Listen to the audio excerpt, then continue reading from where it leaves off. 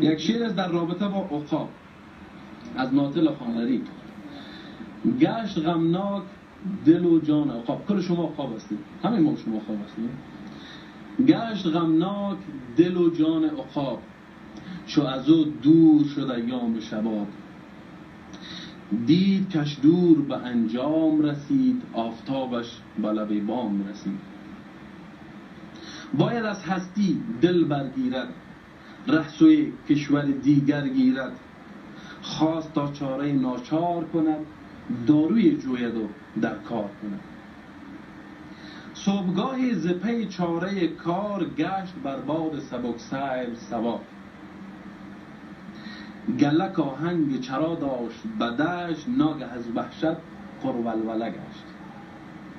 وان شبان بیم زده دلنگران، شد پی نبره نوزاد دوان. کبک در دامن خار آویخت، مار پیچید و به سوراخ گریخت.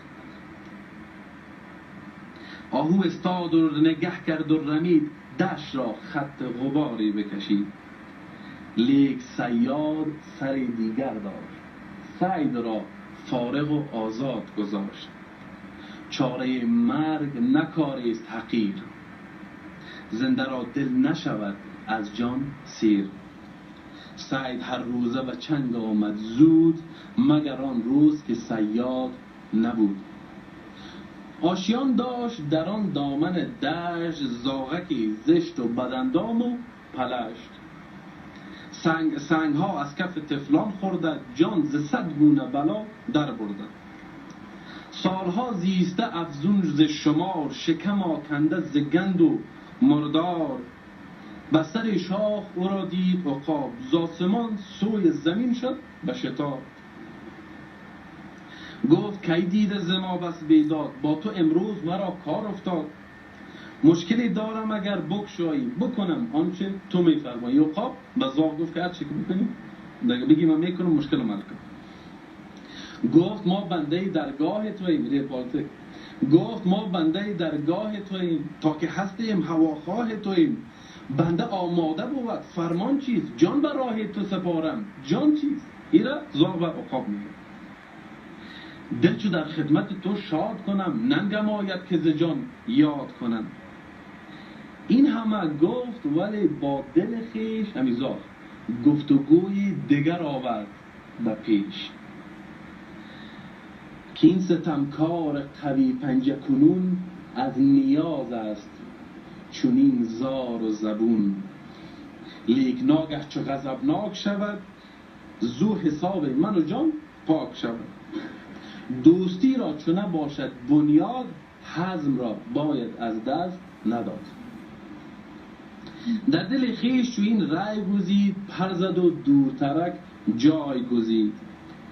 زار و افسرده چنین گفت عقاب، که مرا عمر حبابی است مرا.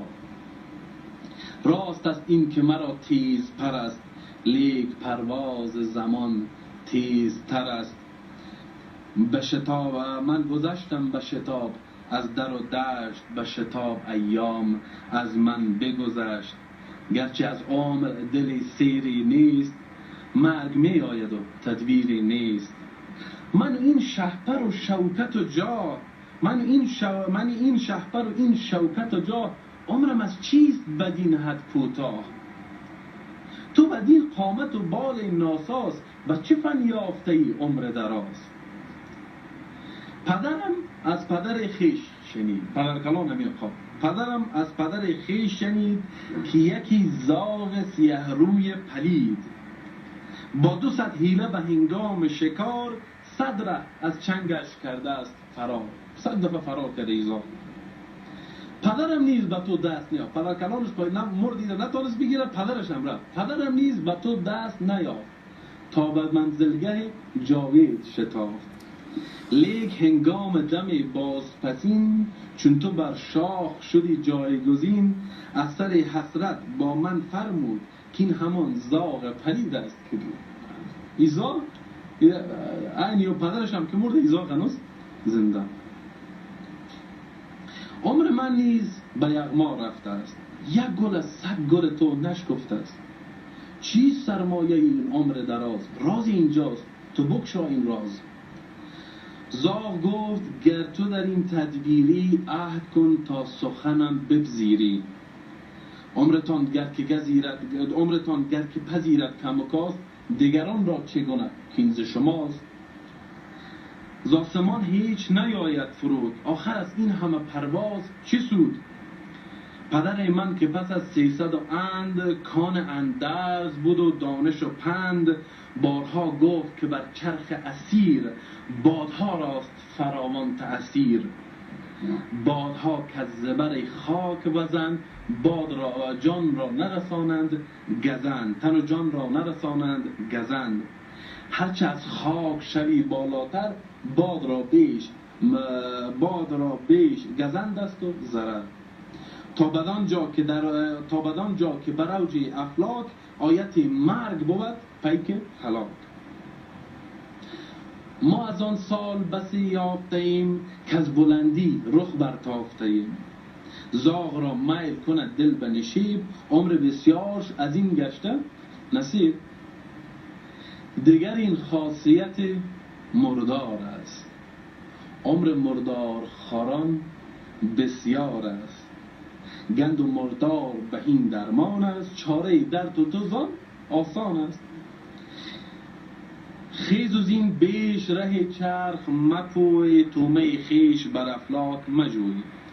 ناودان جایگهی سخت نکوست، به از آن کنج حیات و لب جوست. من که 100 نکته نیکو دانم، راه هر برزن و هر کو دانم.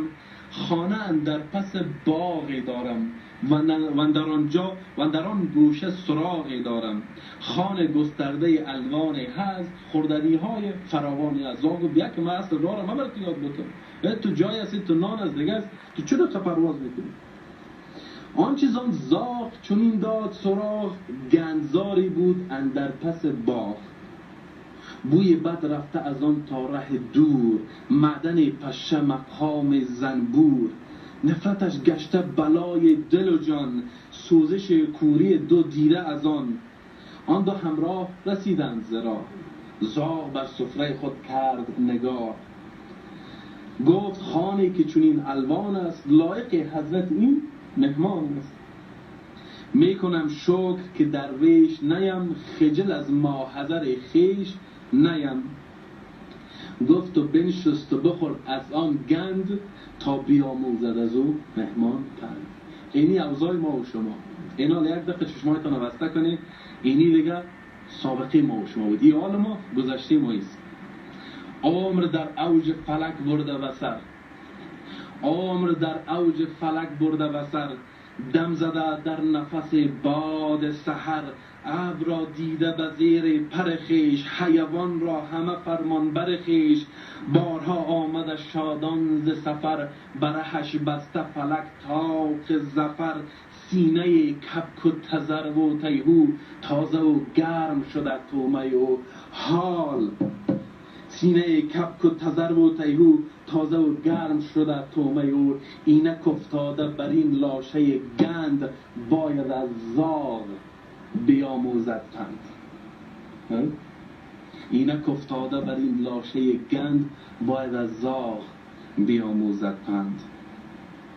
بوی گندش دل جان تافته بود، حال بیماری دق یافته بود.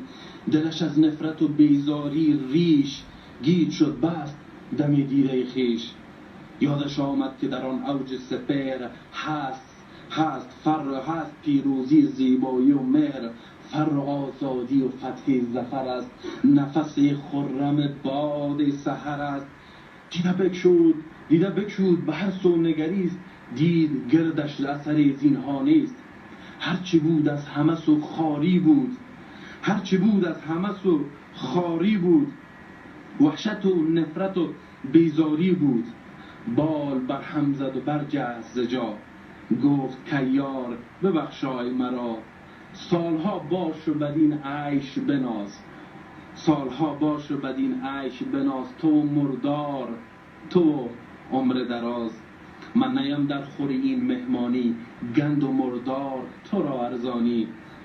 گر در اوج فلکم باید مرد، عمر در گند به سر نتوان برد. شهپر شاه هوا اوج گرفت، دیده را ماند بر افلاک، دیده را ماند بر افلاک شگفت. راست با مهر فلک همسر سوی بالا شد و بالاتر شد، راست با مهر فلک همسر شد. لحظه چند بر این لوح کبود، نقطه بود و سپس هیچ نبود.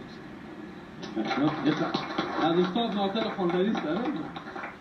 اینی داستان ما و شما. باور من نیست که قلباً براتون میکنم. هرچه هست فر، زیبایی، مهر، پیروزی، کلش در اونو زندگی گذشته، در شیوه گذشته، در قرائت گذشته و در اونو برنامه گذشته است.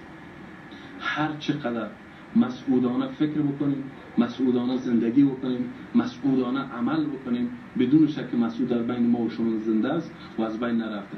دعا میکنم که انشاءالله خداوند به برکت همین مجلس همه ما و شما را، همه کلانای ما را، همه دوستای ما را اتحاد بده، اتفاق نصیب بکنه.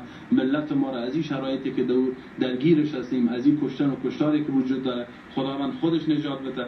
انشاءالله خداوند کمک بکنه دوباره مسلمین همون قوتی که لازم است، اتحادی که لازم است، نه تنها در افغانستان بلکه در اقصان خاک دنیا دیگه دوباره به همون اتحاد و اتفاق برسن.